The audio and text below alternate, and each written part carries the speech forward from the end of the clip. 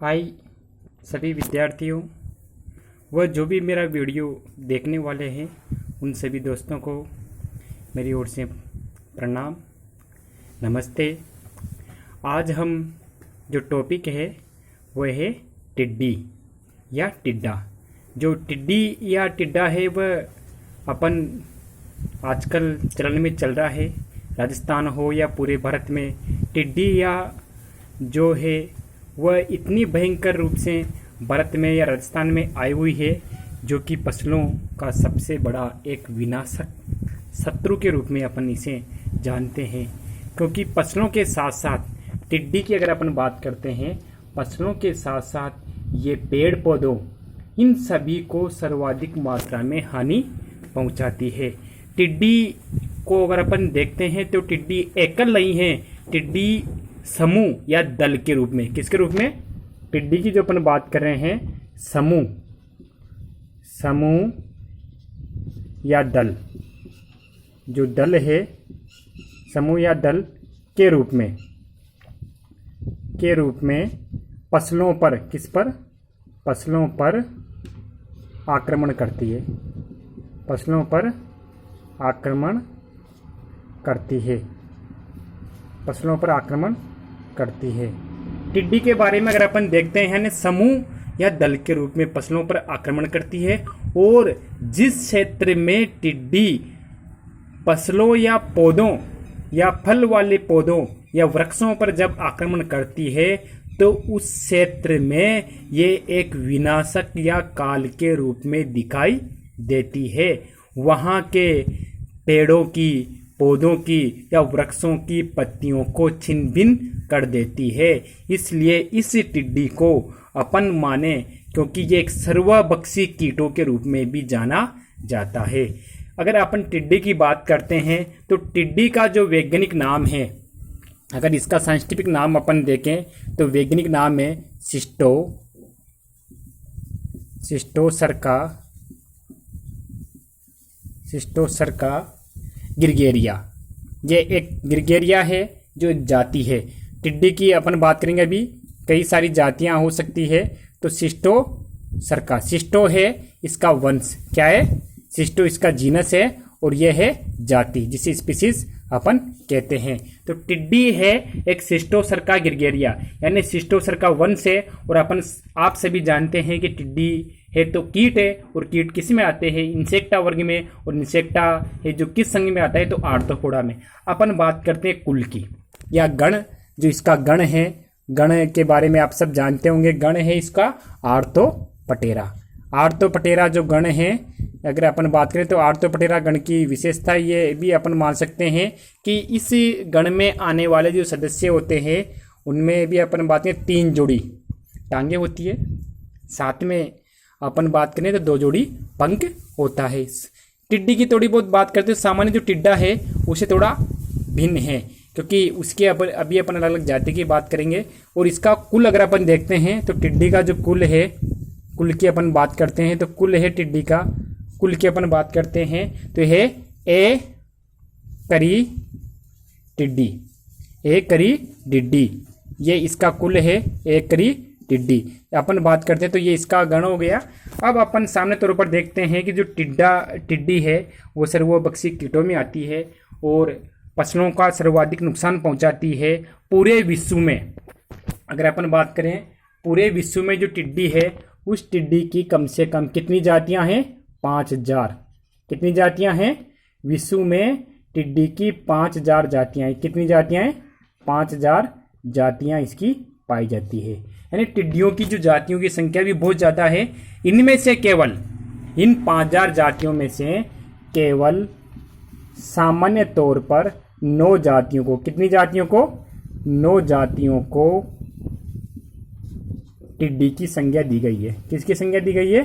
टिड्डी की संज्ञा, यानी टिड्डी अपन उसे कहते हैं। तो टिड्डी की संज्ञा दी गई है कितने में से? यानी इस 5000 जातियों में से संज्ञा दी गई है। तो ये भी आपको याद रखना है, दी गई है। कितनी जातियां हैं टिड्डी की? कम से कम लगभग अगर अपन देखे हैं तो कितनी है? 5000 जातियां हैं। उनमें से मात्र 9 जातियों की ही टिड्डी की संख्या दी गई है। अपन बात करते हैं अपने भारतवर्ष की या अपने देश की, तो हमारे देश में किसमें, हमारे देश में टिड्डी की करीब से करीब, हमारे देश में टिड्डी की कितनी है अगर अपन बात करते हैं तो हमारे देश में टिड्डी की करीब से करीब सामान्य तौर पर अपन देखते हैं कि राज्यवार 3 प्रमुख जातियां हैं। कितनी हैं? 3 टिड्डी की भारत में 3 जातियां हैं। कितनी है? 3 जातियां हैं। 3 जातियां भारत में हैं। इन 3 जातियों की अगर अपन बात करें तो सबसे पहली जाति है रेगिस्तानी टिड्डी। कौन सी है? रेगिस्तानी। अगर अपन बात करें तो कौन सी जाति है? रेगिस्तानी टिड्डी। कौन सी है? रेगिस्तानी टिड्डी है। रेगिस्तानी टिड्डी की अगर अपन बात करते हैं तो इसमें आपको देखना है कि रेगिस्तानी टिड्डी है, ये प्रजाति अत्यंत विनाशकारी है। कैसी है? अत्यंत विनाशकारी है। और आप इस शब्द से पहचान सकते हैं, यानी अगर अपन बात करें डेजर्ट यानी होता है रेगिस्तान। रेगिस्तान की अगर अपन बात करते हैं कि ये डेजर्ट लोकस्ट है, यानी रेगिस्तानी क्षेत्र में ही पाई जाती है। भारतवर्ष का जितना क्षेत्र रेगिस्तान में आता है, जैसे अपन बात करते हैं गुजरात का हिस्सा हो, राजस्थान का हो, हरियाणा का हो, जो भी क्षेत्र का हिस्सा इसमें आता है उस क्षेत्र में ये प्रजाति पाई जाती है। और अपन इसका वैज्ञानिक नाम की बात करें तो वही नाम है सिस्टो, जो अपन बात करे थे, जो सामने नाम अपन पढ़ा था सिस्टोसर्का ग्रिगेरिया, यानी कौन सी है? सिस्टोसर्का ग्रिगेरिया। ये वही सामान्य तौर पर वही जाति है जो अपन सामान्य तौर पर पढ़ते हैं, रेगिस्तानी जाति है। ये करीब से करीब पूरे भारत में पाई जाती है। इसके अलावा भारत के अलावा ये विश्व के कम से कम कितने देशों में? 70 देशों में। कितने देशों में? 70 देशों में भी ये जाति पाई जाती है, इसलिए इसे टिड्डी की प्रमुख जाति भी मानते हैं।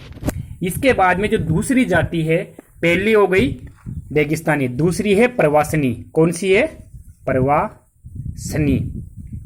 प्रवासनी जो जाति है, प्रवासनी की टिड्डी की अपन बात करते हैं।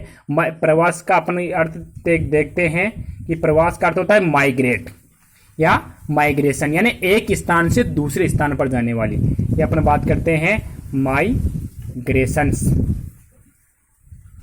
अपन बात करें माइग्रेशंस लोकस्ट, यानी वह टिड्डियां जो एक स्थान से दूसरे स्थान पर प्रवास करती है। जैसे राजस्थान में टिड्डी है तो राजस्थान से हरियाणा प्रवेश कर सकती है, दिल्ली जा सकती है, यूपी जा सकती है, बिहार जा सकती है, महाराष्ट्र जा सकती है, या कई भी अन्य क्षेत्रों में वह प्रवास कर सकती है। इस टिड्डी की अगर अपन बात करते हैं तो ये टिड्डी है राजस्थान के कुछ, जैसे राजस्थान है और साथ में गुजरात, ये दोनों राज्यों में कौन कौन से क्षेत्र में पाई जाती है प्रवासी टिड्डी? राजस्थान में भी अपन बात करते हैं, सर्वाधिक जो पश्चिमी राजस्थान है, राजस्थान व गुजरात में कौन सी टिड्डी पाई जाती है अगर अपन बात करते हैं तो वो कौन सी टिड्डी होगी? प्रवासिनी टिड्डी। अगर अपन देखते हैं तो इसका जो बॉटनिकल नाम है लोकोस्टा माइग्रेटोरिया। कौन सी है? अगर अपन इसका नाम देखें लोकोस्टा माइग्रेटरिया। अब अपन सामान्य तौर पर इसका जो जाति निकली है वो जाति किसमें निकली है? माइग्रेटरिया। यानी अपन देख सकते हैं कि प्रवास को इंग्लिश में क्या कहते हैं? माइग्रेट या माइग्रेशंस, जो अपन उसी के आधार पर इसका जाति है, ये जीनस हो गया लोकोस्टा माइग्रेटिया। तो अपन देखते हैं तो ये एक सामान्य जाति है और ये कम से कम इस टिड्डी की अगर अपन बात करते हैं तो वर्ष 1 साल में या 1 वर्ष में 2 बार, कितनी बार? 1 वर्ष में 2 बार ये टिड्डी प्रजनन भी करती है। हाँ, इसके बाद अपन देखते हैं तीसरी जाति, टिड्डी की जो तीसरी जाति है वो ये बम्बैया टिड्डी। कौन सी है?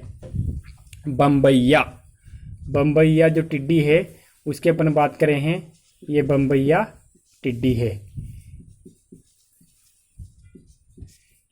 बम्बैया टिड्डी है, ये पूरे भारतवर्ष में पाई जाती है, पूरे भारतवर्ष में ये प्रजाति पाई जाती है। और इसका जो बॉटनिकल नेम है वो बॉटनिकल नेम है या इसका वैज्ञानिक नाम है पटंगा सक्सीकंटा।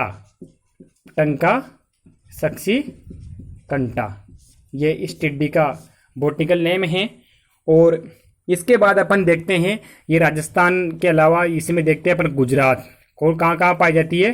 गुजरात, साथ में तमिलनाडु, यानी इस बम्बैया टिड्डी की अपन बात करते हैं गुजरात या तमिलनाडु। इसके साथ साथ ये महाराष्ट्र के कुछ क्षेत्र में भी ये टिड्डी पाई जाती है। इस टिड्डी की वर्ष में एक ही पीढ़ी होती है भाई। कितनी होती है? एक ही पीढ़ी, यानी ये 2 बार प्रजनन नहीं करती, ये एक ही पीढ़ी होती है। इसके बाद में सामान्य तौर पर अपन देखते हैं कि भारतवर्ष में 3 प्रमुख प्रजातियां पाई जाती है। सबसे पहले अपन ने देखी रेगिस्तानी टिड्डी, दूसरी अपन ने देखी प्रवासिनी टिड्डी, और तीसरी जो टिड्डी है वो कौन सी है? बम्बैया टिड्डी। ये भारतवर्ष की प्रमुख प्रजातियों में से हैं। अब अपन सामने तौर पर देखते हैं प्रवास यानी पेस थ्योरी। रेगिस्तानी टिड्डी मुख्यतः 2 प्रवास्थाओं में पाई जाती है। यानी रेगिस्तानी जो टिड्डी है या जो भारतवर्ष में पाई जाती है उसकी कितनी अवस्था होती है? अवस्था की अगर अपन बात करें, टिड्डियों की जो अवस्था कितनी होती है? 2। कितनी अवस्था होती है? 2 अवस्था होती है, यानी 2 प्रवस्था या 2 पेस में ये पाई जाती है। सबसे पहली अवस्था होगी वो कौन सी होती है? एकल। कौन सी है? एकल प्रावस्था। एकल प्रावस्था, इसकी अपन बात करें। और दूसरी कौन सी है? दूसरी है युति। युति का अपन बात कर सकते हैं, यानी समूह के रूप में भी मान सकते हैं, समूह प्रावस्था ये अपन बात करते हैं। सबसे पहले अपन देखते हैं एकल प्रावस्था या सोलिटरी पेस। इसकी अगर अपन बात करते हैं तो इस अवस्था में जो टिड्डी की संख्या होती है, एकल प्रावस्था है, इस अवस्था में जो टिड्डी की संख्या कैसी होगी? आपको देखना है इस अवस्था में टिड्डी की संख्या विरल होगी। यानी विरल का मतलब होता है जहां सबसे कम मात्रा हो, उसको अपन देख सकते हैं एकल अवस्था का। इस नाम से देख सकते हैं एकल या विरल, यानी दूर दूर जब टिड्डियां पाई जाती है, एकल टिड्डियां हो। और अर्भक के रूप में हरे रंग के, अर्भक के रूप में छोटे छोटे निम्फ जिसे अपन कहते हैं, व्यवसक धूसर रंग। धूसर कैसा होगा? ग्रे रंग, यानी अपन देखते हैं ग्रे या धूसर रंग होगा। कैसा होगा? धूसर या ग्रे रंग होगा। किसका? व्यवसक। व्यवसक यानी जो पूर्ण रूप से पाए जाते हैं। इसके साथ साथ ये साधारण तौर पर अपन देखते हैं फड़के। फड़के जो होते हैं या टिड्डा जिसे अपन कहते हैं, उसकी भांति ये व्यवहार करते हैं। तो ये कौन सी अवस्था है? एकल प्रावस्था की बात है। दूसरी अपन बात करते हैं तो दूसरी प्रावस्था कौन सी? युति। युति प्रावस्था टिड्डी की एक मुख्य अवस्था के रूप में अपन जानते हैं। इस अवस्था में जो टिड्डी है ये कौन सी अवस्था है? युति। युति प्रावस्था। युति प्रावस्था की अपन बात करते हैं। इस अवस्था में टिड्डी के जो अर्भक या शिशु है वो भारी संख्या में, भारी संख्या मतलब अधिक मात्रा में, यानी अपन देखते हैं इस अवस्था में टिड्डी के समूह के रूप में मान ले अपन। किस रूप में? समूह अवस्था में ये पाए जाते हैं, समूह के रूप में। समूह के रूप में कौन सी अवस्था में? युति प्रावस्था में। और काले रंग के भी होते हैं तथा लंबी लंबी दूरी यानी निश्चित पट्टियों के रूप में ये पाए जाते हैं। लंबी लंबी दूरी तक गमन करते हैं। और जो व्यवसक होते हैं यानी पट्टियों में होंगे, जो व्यवसक होंगे उसमें तो कैसे थे? ग्रे रंग के। इसमें कैसे हो जाएंगे? गुलाबी। गुलाबी हो सकते हैं। साथ में पीले रंग के भी होंगे, जो पूर्ण विकसित व्यवसक होंगे, गुलाबी होंगे, पूर्ण विकसित होंगे, वो कैसे होंगे? पीले कलर के होंगे। तो इस प्रकार ये अवस्था होगी जिसमें व्यवसक होंगे वो गुलाबी रंग के भी होते हैं, और जो पूर्ण विकसित व्यवसक होते हैं वो किस रंग के होते हैं? पीले रंग के भी होते हैं। साथ में टिड्डी का एक प्रावस्था से, यहाँ एक चीज देखना है, एक टिड्डी का एक अवस्था से, किस अवस्था से? यानी यहाँ एक शब्द है ट्रांसिएंट, इस शब्द को आप समझना है। ट्रांसिएंट, इस शब्द को आप समझना। ट्रांसिएंट का अर्थ होता है कि टिड्डी का एक प्रावस्था से दूसरी प्रावस्था में जो रूपांतरण होता है, क्या होता है? रूपांतरण होता है। उन दोनों अवस्था के, यानी टिड्डी का एक अवस्था से दूसरी अवस्था में जो रूपांतरण होता है, उन दोनों अवस्थाओं के मध्य में आने वाली अवस्था को अपन क्या कहते हैं? ट्रांसिएंट प्रावस्था। इस शब्द को आप देखना। ट्रांसिएंट प्रावस्था का मतलब है जब टिड्डी एक अवस्था से दूसरी अवस्था में जाती है तो उन दोनों के मध्य भी कुछ अवस्था आती है, उस अवस्था को अपन ने मध्य अवस्था कह सकते हैं या ट्रांसिएंट प्रावस्था कहते हैं। एकल प्रावस्था वाले टिड्डी साधारण फड़के की तरह व्यवहार करती है, जो कि तथा अंडे अलग अलग दूरी पर दिए जाते हैं। और प्राणीय परिस्थितियों की जो अनुकूलता है वो टिड्डी एकल प्रावस्था से जिस प्रकार की अवस्था होती है, जिसे प्राणीय प्रावस्था हो, विषम परिस्थितियां हो, उन्हीं के अनुसार ये प्रावस्थाओं को परिवर्तन करती है। यानी विषम की अगर अपन बात करें, विषम प्रावस्था हो सकती है या प्राणीय प्रावस्था हो सकती है, विषम या पर्यावरणीय। अब पर्यावरण जब इनके अनुकूल नहीं होगा उसी अनुसार ये अपनी अवस्था में ढलने का प्रयास करती है। इनकी संख्या में वृद्धि होती है तो लंबी उड़ान बढ़ने की इनकी प्रवृत्ति होती है, यानी लंबी दूरी तक ये जा सकती है। जैसे अपन ने बात करी थी प्रवासिनी टिड्डी जो एक स्थान से दूसरे स्थान पर गमन करती है। इन तीनों प्रावस्था में टिड्डी का स्वभाव, शारीरिक बनावट, आकार वो रंग भिन्न भिन्न दिखाई देता है इन सभी के लिए। अब अपन सामने तौर पर जो अवस्था पड़ी है, यानी एकल प्रावस्था में जो टिड्डी है वो सामने तौर पर एक साधारण पटके की तरह व्यवहार करती है। इनके जो अर्भक होते हैं वे बिल्कुल हरे होते हैं और इनका जो व्यवसक होते हैं उनका रंग कैसा होता है, ग्रे रंग का होता है। युति प्रावस्था होती है वो समूह के रूप में पाई जाती है, लंबी लंबी पट्टियों के रूप में गमन करती है। साथ में इनके जो व्यवसक होते हैं वो गुलाबी रंग के होते हैं और ज़्यादा पूर्ण विकसित होते हैं वो पीले रंग के होते हैं। और सामान्य तौर पर जो ये लंबी लंबी दूरी तय करने वाली होती है और जो सामने तौर पर अपन देखते हैं कि इनकी जो क्षमता होती है लंबी उड़ान ये बढ़ सकती है। कौन सी अवस्था, युति प्रावस्था वाली जो टिड्डियां होती है वो लंबी उड़ान बढ़ सकती है। इसके बाद अपन बात करते हैं पोषक पौधे। कौन से पौधे, पोषक पौधे। इन किन पौधों को अगर ये ग्रहण करती है, अगर सामान्य तौर पर जैसे अपन भोजन ग्रहण करते हैं तो अपन क्या क्या खाते हैं, उसी प्रकार टिड्डियां क्या खाती है। पोषक पौधे में अपन देखते हैं तो खरीफ की मौसम में सर्वाधिक नुकसान पहुंचाती है। किस मौसम में, खरीफ की फसल। पोषक पौधे में कौन सी फसलें, खरीफ की फसलें। अब खरीफ की फसलें हैं वो किस ऋतु में होती है, वर्षा ऋतु में। वर्षा ऋतु में अगर अपन देखते हैं जैसे ज्वार है, बाजरा है, मूंग है, मूंगफली है, फल है, वृक्ष है, उन सभी फसलों को अगर अपन देखते हैं जैसे ज्वार, बाजरा, ज्वार की अपन बात करें, ज्वार है, बाजरा है, मूंगफली है, मूंगफली की अपन बात करें हैं, या फिर अपन अन्य चीज़ों की बात करें जैसे मिर्च है, फल वृक्ष है, फल वृक्ष, उन सभी को ये नुकसान पहुंचाती है। तो ये सामने तरफ इसके पौधे हो गए। सती एवं महत्व। सती अगर अपन महत्व की बात करते हैं, कृषि में महत्व ये भी अपन देख सकते हैं। तो कृषि में महत्व की अगर अपन बात कर रहे हैं, इंपोर्टेंस ऑफ एग्रीकल्चर, यानी कृषि में महत्व। अगर अपन महत्व की बात करते हैं तो टिड्डी का जो महत्व है वो अपन आप सब जानते हैं, टिड्डी का कृषि में महत्व है हानिकारक। यानी जब ये फसलों को महत्व की अपन बात करते हैं तो कैसा होगा, हानिकारक। टिड्डियों का जो महत्व है कैसा है, हानिकारक, यानी ये फसलों को ये नुकसान पहुंचाती है। जिस क्षेत्र में टिड्डी दल प्रवेश करता है उस क्षेत्र की फसलों को ये विनाशक रूप में बदल देता है। बड़ी मात्रा में टिड्डी किसानों को नुकसान पहुंचाती है। जीवन चक्र। टिड्डी का अगर अपन जीवन चक्र देखते हैं, टिड्डी लैंगिक रूप से एक परिपक्व व्यवसक होते हैं। जीवन चक्र अपन देखते हैं तो जो व्यवसक होते हैं वो पीले रंग के होते हैं, तथा अगर अपन बात करते हैं तो कैसे होते हैं, इनका जीवन चक्र या लाइफ साइकिल। जीवन चक्र की अपन बात करते हैं, टिड्डियों का जीवन चक्र।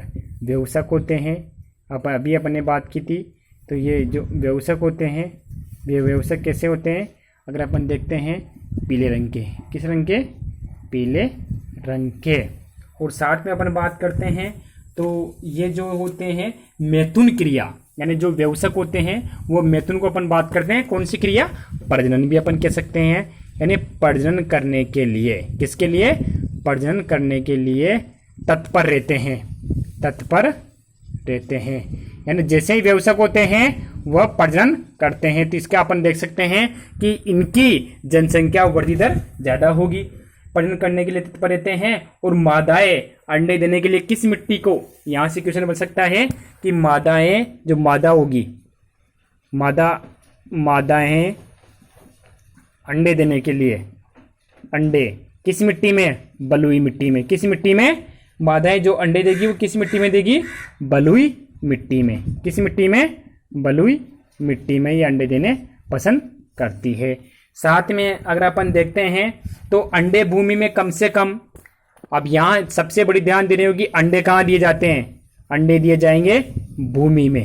हमें भूमि में कम से कम 10 से 15 सेमी की गहराई, 10 से 15 सेमी की गहराई में, 10 से 15 सेमी की गहराई में अंडे दिए जाएंगे। साथ में अंडे होंगे वो समूह के रूप में देती है। कहाँ देती है? समूह, यानी 50 से 150 के समूह में होंगे। यानी अपन बात करते हैं तो अंडे एकल नहीं देकर समूह में दिए जाएंगे। और साथ में जो अंडे होंगे वो कैसे होंगे?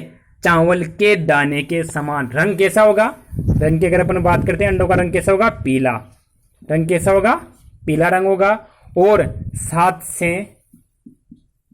8 mm, ये क्या है? 7 से 8 mm लंबाई। और कम से कम अपन बात करते हैं तो ये 1 mm कैसे होंगे? चौड़ाई के रूप में ये अंडे होंगे। अंडों का रंग कैसा होगा? पीला होगा। और आकार कैसा होगा? एक अगर अपन देखते हैं तो चावल होता है ना, चावल के शेप में, अपने जो चावल होते हैं उस चावल के शेप में ये अंडे दिए जाते हैं। अंडों का जो परिस्फुटन काल है वो 10 से 40 दिन का होता है। यानी अगर अपन बात करें तो अंडों से जो निकलने वाले जो इनके छोटे निम्फ होते हैं वो कितने दिन में निकलेंगे? अपन देखते हैं 10 से 40 दिन में। कितने दिन में? 10 से 40 दिन में अंडों से क्या निकलते हैं? अंडों से, या अंडों का परिस्फुटन काल कह सकते हैं। यानी अंडे फूटते हैं, उनमें से जो निकलने वाले हैं वो निम्फ बाहर निकल आते हैं। तो ये अंडों से परिस्फुटन काल हो गया। इसके बाद में अपन देखते हैं तो अंडों से जो कर्मी आकार के लट जो अपन देखते हैं सामान्य तौर पर कैसे निकलेगी? लट के रूप में। यानी सामान्य तौर पर अंडों से जो लट निकलेगी वो किसमें? कर्मी, यानी लार्वा अपन कह सकते हैं। लार्वा के रूप में ये निकलेगी, कर्मी के रूप में।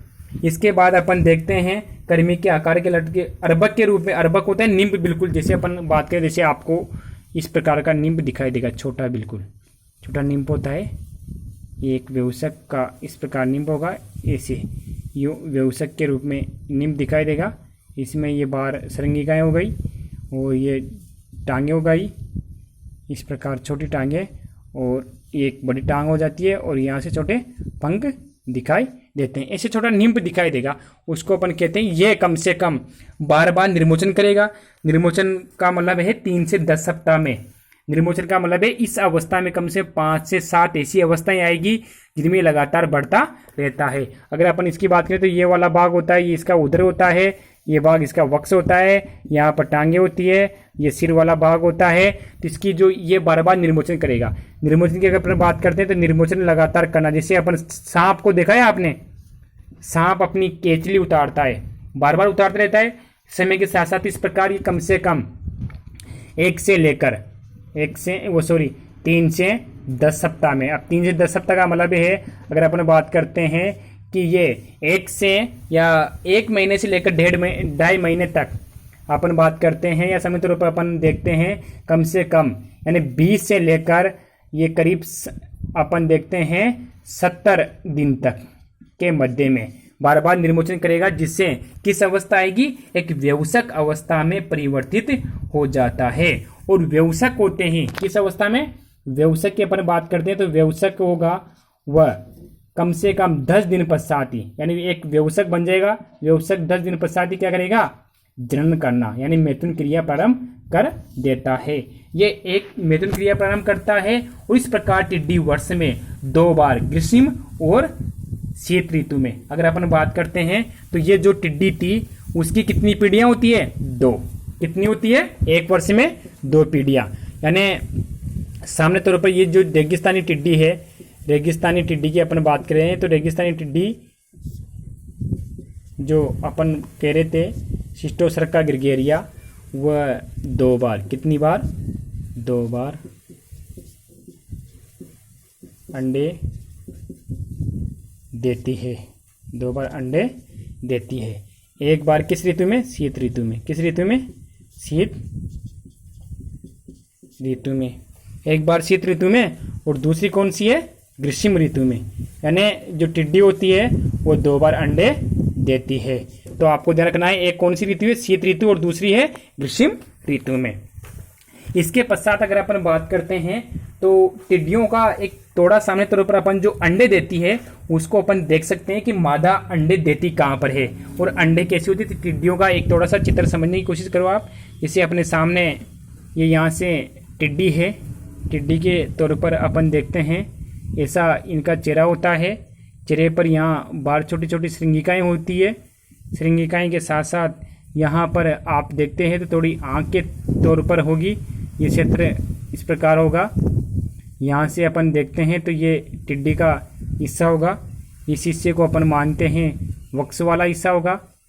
ये वक्ष का हिस्सा हो गया टिड्डी का। यहाँ से मुखांग होते हैं, मुखांग से ये चबाती रहती है।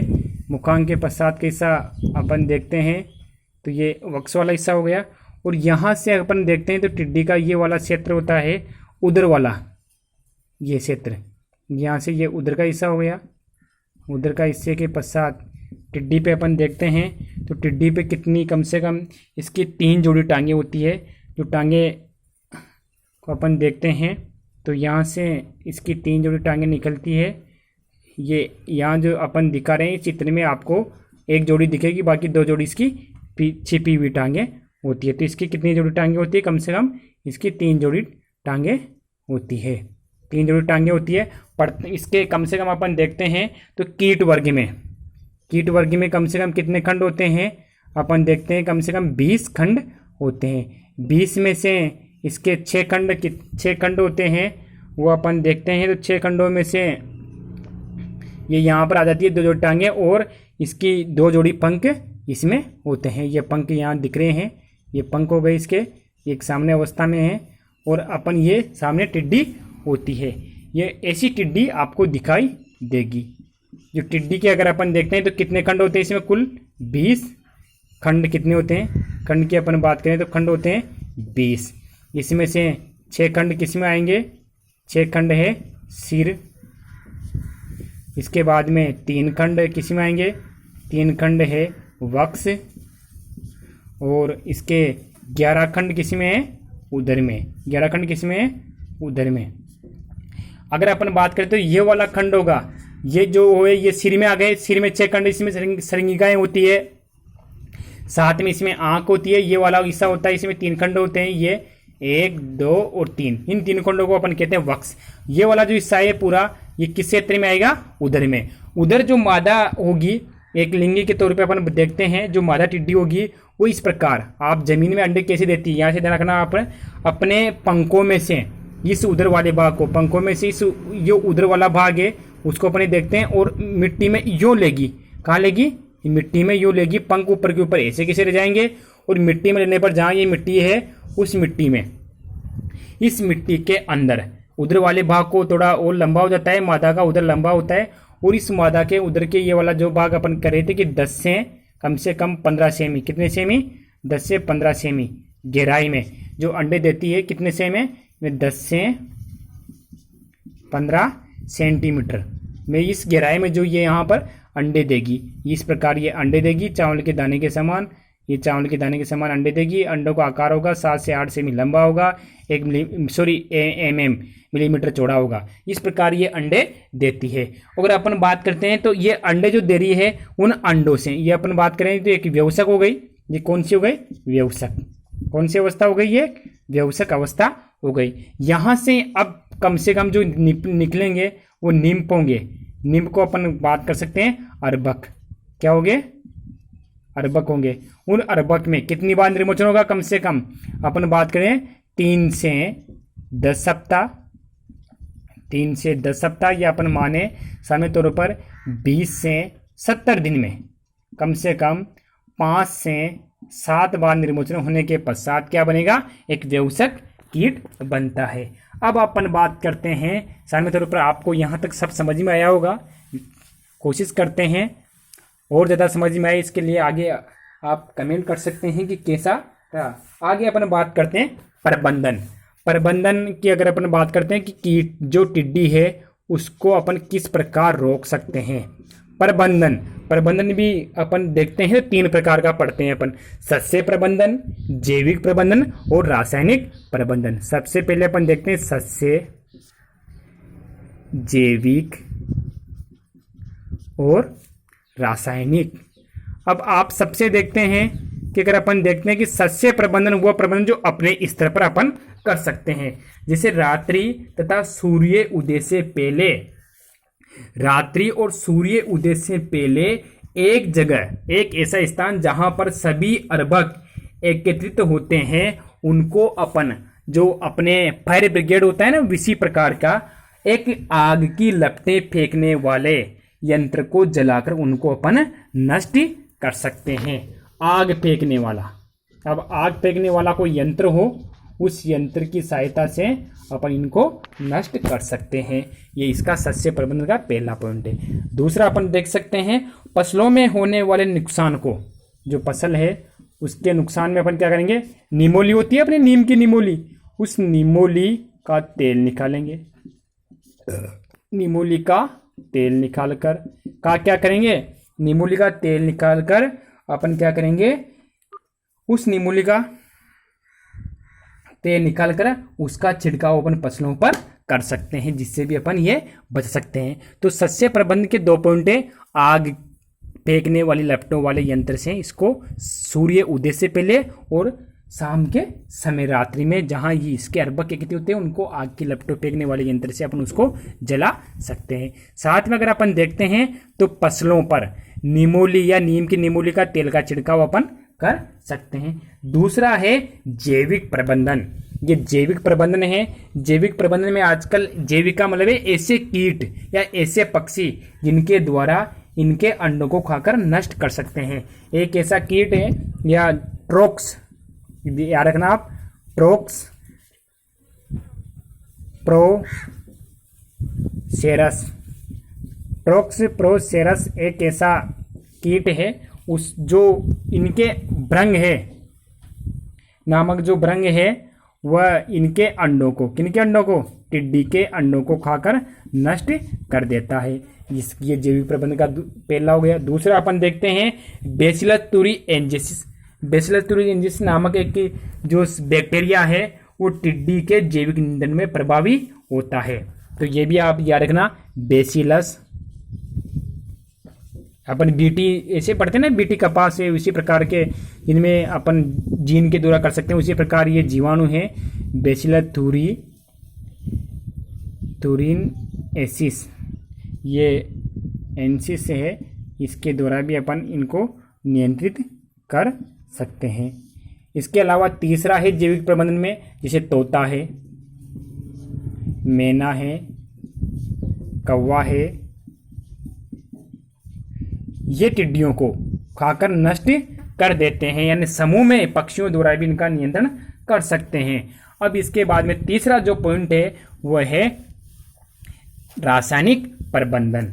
तो इन सभी चीज़ों को अपन देख सकते हैं कि पहला सस्य प्रबंधन हुआ, दूसरा जैविक प्रबंधन है और तीसरा है रासायनिक यानी दवाई के द्वारा। अब ये आपके लिए महंगा पड़ता है। इस रासायनिक प्रबंधन की अगर अपन बात करते हैं तो ये केमिकल्स इसमें यूज किए जाते हैं। तो कीट जहां प्रजनन स्थल करते हैं, चारों ओर गहरी नाली खोद कर उनमें क्या करें, जो जहां कीट प्रजनन कर रहे हैं वहां अपन क्या करें, गहरी नाली खोद दें। जैसे नाली खोद दी, उस नाली में कम से कम 2% का क्या करेंगे, लिंडेन, क्या है, लिंडेन चूर्ण का छिड़काव कर दे। जैसे ही उनसे जो अर्भक निकलेंगे यानी छोटे छोटे जो लार्वा निकलेंगे, वो लार्वा क्या करेंगे, उस नाली में गिरेंगे और नाली में क्या छिड़क रखा है, लिंडेन छिड़कने के कारण वह मरकर नष्ट हो जाएंगे। तो सामने तौर पर देखो, गहरी नाली खोदेंगे, नाली खोदने के पश्चात उसमें 2% लिंडेन चूर्ण का छिड़काव करेंगे। छिड़काव करने से क्या होगा, जहां प्रजनन स्थल है वहां से निकलने वाले जो लार्वा है उस नाली में गिरकर वो धीरे धीरे नष्ट हो जाएंगे।